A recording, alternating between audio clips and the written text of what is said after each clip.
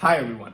Over this year, we didn't just work on this huge JavaScript course we launched a couple of weeks ago, we also worked on an often requested course. We built the complete MERN stack guide, a course where you will learn how to combine React and Node and MongoDB all into one project and how these pieces work together.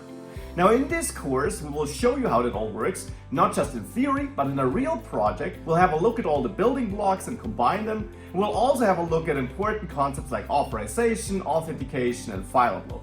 But for this course, I actually also teamed up with Manuel, who joined me during the course production. Yeah, that's true. And as Max said, it's a full MERN stack course. So while Max will focus on the React, Node, and Express parts, I'm here to dive into MongoDB and Mongoose, so all the part related to connecting our backend to a real database.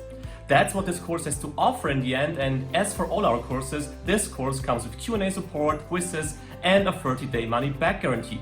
So if you always wanted to dive deeper into the MERN stack, so if you wanted to use your current React or Node knowledge and dive deeper and see how these technologies fit together in a bigger project, then this is the right course for you. So take the chance, you can now join the course at a special discount. Link is provided in the video description. It would be awesome to welcome you on board. Yeah.